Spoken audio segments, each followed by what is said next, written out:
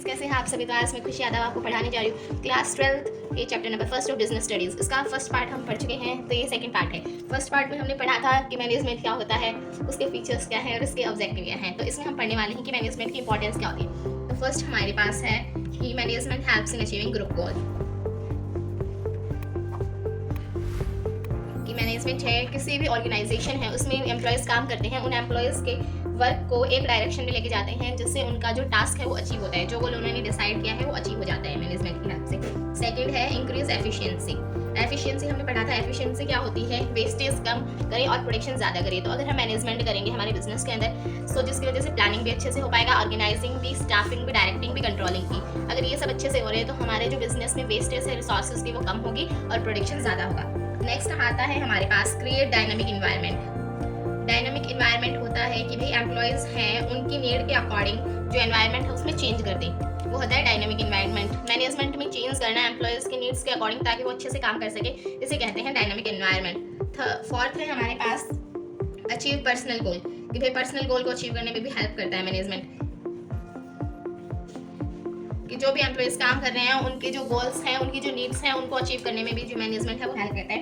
Next हमारे पास आता है डेवलपमेंट ऑफ सोसाइटी, कि भाई जो मैनेजमेंट है वो डेवलपमेंट ऑफ सोसाइटी में भी हेल्प करता है। हमने पढ़ा था कि भाई सोशल ऑब्जेक्टिव क्या होते हैं, कि भाई बिजनेस के कुछ ऐसे ऑब्जेक्टिव होते हैं जो उसको सोसाइटी के टुवार्ड्स होते हैं। तो हमने क्या पढ़ा था कि भाई गुड प्रोडक्ट दे दें उन्हें, अच्छी क्वालिटी के दे दें, इको फ्रेंडली जो है वो मेथड्स यूज़ करें और डिस्पेंसरी वगैरह या स्टोर्स वगैरह ओपन करवा दें सोसाइटी के लिए। तो ये होता है हमारे पास इंपॉर्टेंस क्या होती है मैनेजमेंट की। नेक्स्ट हमारे पास आता है नेचर ऑफ मैनेजमेंट। तो मैनेजमेंट है उसको ये बताया गया है कि या तो मैनेजमेंट साइंस है या आर्ट है या फिर प्रोफेशन है। तो पहले पढ़ते हैं हम मैनेजमेंट एज आर्ट। आर्ट में पहला क्या आता है, एग्जिस्टेंस ऑफ थॉटिकल, कि भाई जो आर्ट है उसके अंदर थॉटिकल नॉलेज होती है। जैसे हमारे पास हम सब कोई भी सब्जेक्ट पढ़ रहे हैं जो उसके अंदर थॉटिकल नॉलेज होती है, उससे related study material books available होती हैं, उसी तरीके से मैनेजमेंट में भी हमारे पास बुक्स अवेलेबल होती हैं मैनेजर्स के लिए। नेक्स्ट हमारे पास आता है पर्सनलाइज्ड एप्लीकेशन। पर्सनलाइज्ड एप्लीकेशन मतलब हर पर्सन का उसकी जो आर्ट है उसको परफॉर्म करने का जो तरीका है वो अलग अलग होता है। वैसे ही हर जो मैनेजर है अपने बिजनेस के अंदर अलग अलग तरीके से मैनेज करता है। सो नेक्स्ट, और ये जो फंक्शन है ये हमारा मैनेजमेंट के अंदर भी होता है, आर्ट के अंदर भी होता है। नेक्स्ट हमारे पास आता है based on creativity and practice,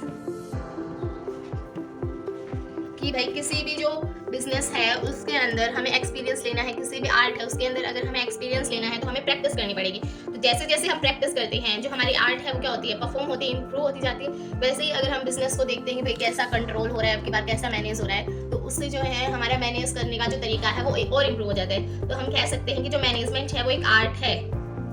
हमारे ये कंक्लूजन निकला कि भाई जो मैनेजमेंट है वो आर्ट तो है। अब हम पढ़ते हैं कि भाई मैनेजमेंट साइंस है या नहीं है। तो साइंस में पहले क्या कहते हैं कि भाई सिस्टमैटिक बॉडी ऑफ नॉलेज होती है, सिस्टमैटिक बॉडी ऑफ नॉलेज होती है, कि भाई जैसे बुक्स या स्टडी मटेरियल या जो भी बुक्स हैं वो अवेलेबल होती हैं हमारे पास साइंस के अंदर, वैसे ही मैनेजमेंट के अंदर भी हमारे पास बुक्स होती हैं, स्टडी मटेरियल होता है। तो हम ये कह सकते हैं कि ये जो फीचर है साइंस का वो हमारा प्रेजेंट होता है मैनेजमेंट के अंदर। नेक्स्ट आता है हमारे पास principles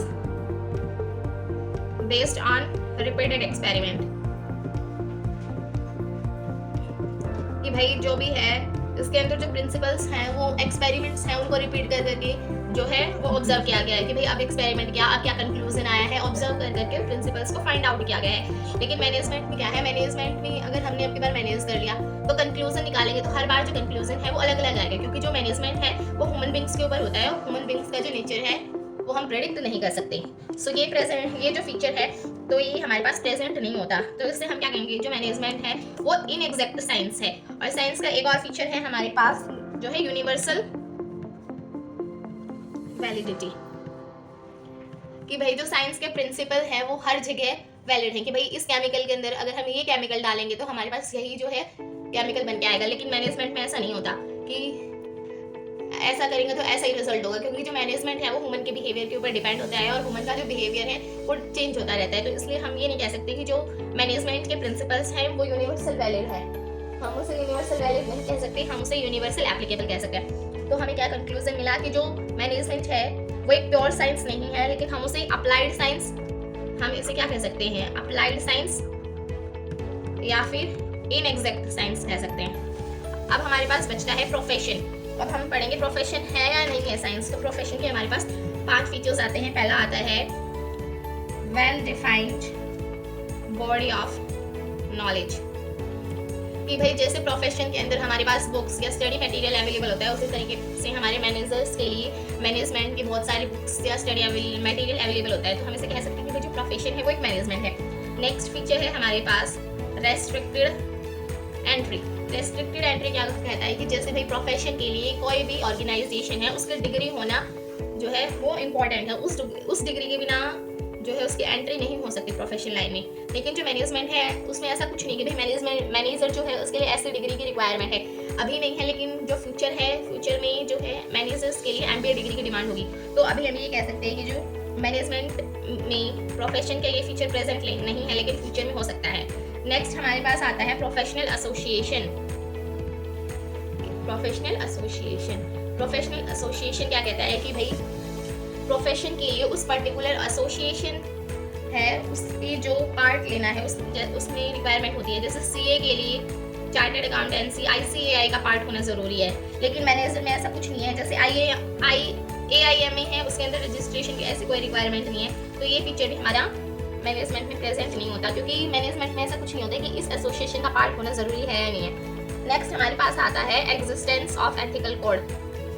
existence of ethical code, कि भाई जैसे प्रोफेशन में कुछ रूल्स और रेगुलेशंस होते हैं, बट मैनेजमेंट के अंदर ऐसे कोई रूल्स और रेगुलेशंस नहीं होते जो फॉलो करने पड़ते हैं। नेक्स्ट होता है हमारे पास सर्विस मोटिव, कि भाई जो प्रोफेशन है उनका जो है सर्विस मोटिव को ज़्यादा इंपॉर्टेंस देते हैं, इकोनॉमिक है उसे कम देते हैं, कि भाई जो सर्विस है वो ज़्यादा अच्छे से प्रोवाइड करें।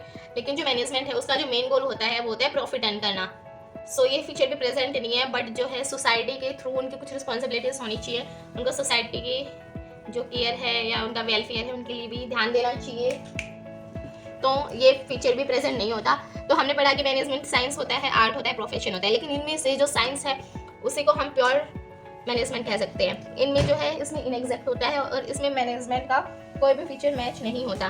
तो आज के लिए इतना ही है, तो मिलेंगे नेक्स्ट वीडियो में। थैंक्स, लाइक करें, शेयर करें, सब्सक्राइब करें।